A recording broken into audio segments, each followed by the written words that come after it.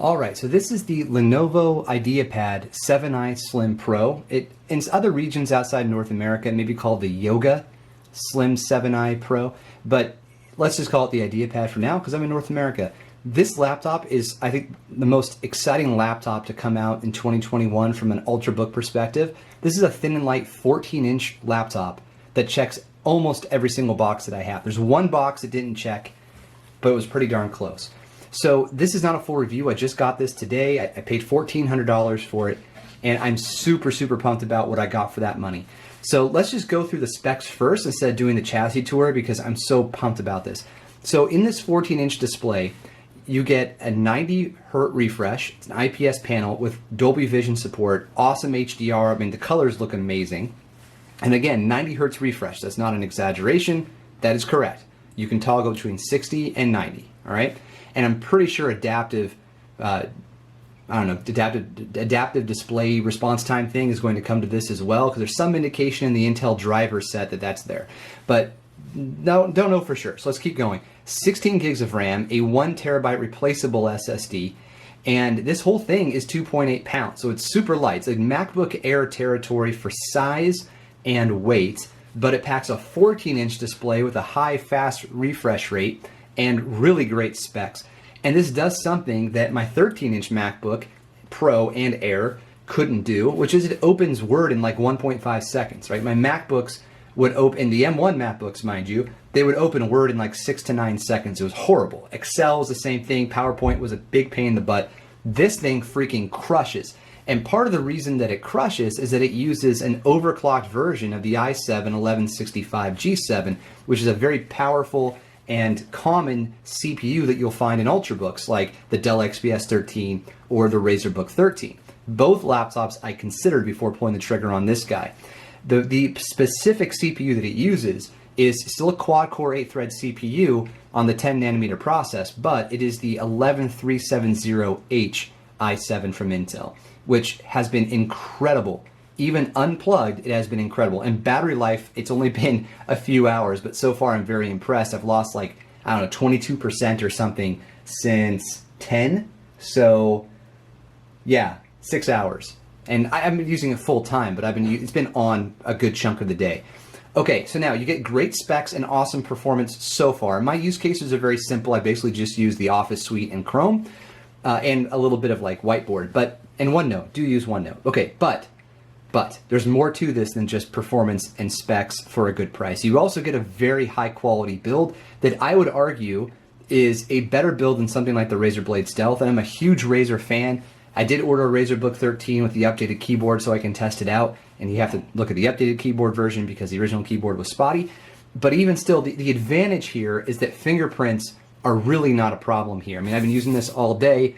I just had a sandwich. Look, nothing, right?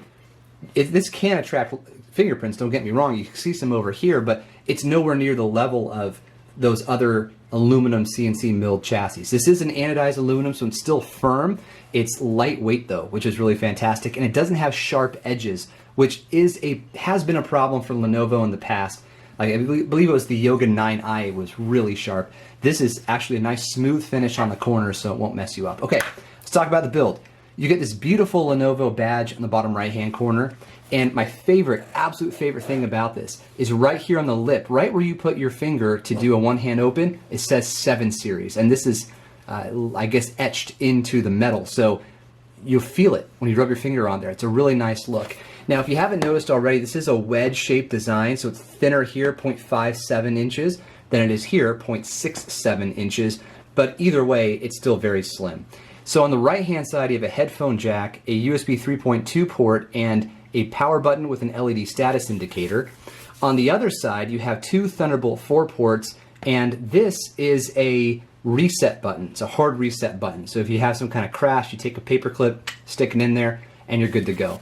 On the back, I mean, a very pleasant honeycomb ventilation grill, and then you've got some feet as well, so it still sits at an angle to give you a better typing experience, but you're not going to see the type of angles that you would see on like a ZenBook or the Razer Book 13. It's not really what this is all about. Okay, so I mentioned the star of the show is the display at 90 Hz IPS with Dolby Vision support. But there are some other things to consider that make this, for me at least, the perfect Ultrabook. The trackpad is very good sized, and I have to emphasize that because it's still a thing that Windows machines are catching up to Apple on. But anyhow, I mean, part of the reason they have to catch up is that Windows manufacturers moved to thin bezels a long time ago, and that gave them less real estate to work with on the deck. But just throwing it out there. Okay, and then Apple had to move to a 14-inch in order to make it bigger. Okay, so it's a good trackpad. It's not fantastic. I do like the way that Apple does the trackpad where you can sort of click anywhere. It's magnetized. All that is rad. That's not here, and that does suck. But it is glass, and moving from desktop to desktop is a thing of beauty. It's smooth, feels great. I feel like I'm on my Mac if it weren't for those, glitchy Windows 11 animations. But from a hardware perspective, Lenovo nailed it. There was an obnoxious sticker here. I got rid of it. That obnoxious sticker was to let you know that if you hold down Function and press Q, you can change the performance mode. Right now it's on a cool mode. I can hit it again, it goes into an eco mode, and then I hit it again, it goes to a performance mode. And I actually did mess up. This isn't cool, this is automatic. So sorry about that. If you hold down Function and the spacebar, you can adjust the brightness of the keyboard. I've been pleased with the keyboard backlighting, but this isn't like a per key RGB like on the Razer Book or the Razer Blades. And it only has 3 stages, and one of those stages is off. So just so you know, you're not going to be getting that level here. Okay, there are media controls at the top, which is fantastic, including a quick lock and a quick calculator button, which I'm a big fan of. There's another feature that's low-key very cool. If you walk away from the laptop, it will automatically lock. And that's to prevent people from, getting access to your laptop when you mistakenly locked away without hitting Window L, or in this case, just the F10 button, because that'll put the computer into lock mode. All right, other things you need to know. Okay, keyboard is really good. This smiley face kind of key thing that Lenovo has going on, where it's around at the bottom, feels very good. This is not a ThinkPad level keyboard, but it is definitely a good keyboard. So I don't know how better to stress that, but it's a good keyboard. I didn't make very many mistakes on this at all. I've written emails on it, and it's been great. So I am not detracted by this keyboard whatsoever. I think it's very pleasant. It's quiet too. Ugh, what a thing of beauty. Okay, you just heard the speakers. The speakers not great, but I don't really care. So this is a video about me proclaiming how much this is the best Ultrabook I found for myself. So there you have it. I mentioned the display is high quality, and it's kind of a hard thing for me to show in the video. I don't have the right equipment, and I've got this massive light over here that I'm trying to use to illuminate the machine. But just take my word for it, 14 inches, thin bezels, and yeah, the color reproduction is fantastic. Plus you get the 90 hertz. I keep mentioning the 90 hertz because I'm so freaking pumped about that.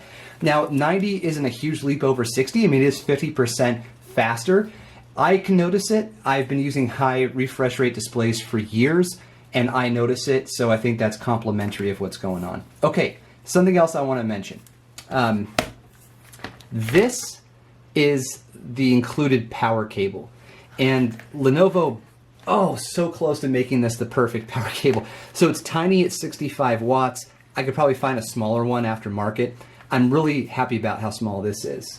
But there's a lot of cord going on here. I mean, I wish this were braided. I wish this were easier to maintain. I'm so happy that it's USB-C based, but this is kind of a mess.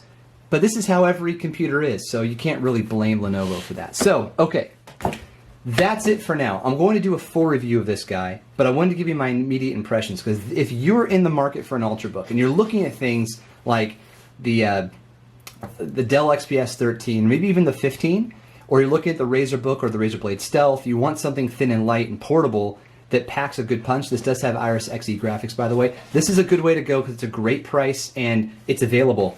But keep in mind, there is another version coming, and I don't know the exact name. I think it's going to go by Yoga Slim 7 Carbon. That will have a 90 Hz OLED display. But don't get too excited, because when you combine OLED with a touch digitizer, it tends to lead to grainy displays. But I can't say that yet because I haven't seen it. And that one will come with AMD Ryzen 5000 series CPUs, which are a multi-core beast. So you might want to wait, see what that is priced at and what reviews are like. But for now, if you're looking for something today, this is the way to go. I've chosen this over the MacBook Pro 14. I don't really use Apple applications other than iMessage and Photos, So, and now I'm not tethered to Apple because I don't have an Apple laptop anymore. So, or an Apple iPad. I switched to a Galaxy Tab S7, and it's awesome. So I can switch phones anytime I want now. But anyhow, this is awesome. Give it some consideration. I'll drop a link in the description. Full review coming in the future. Peace.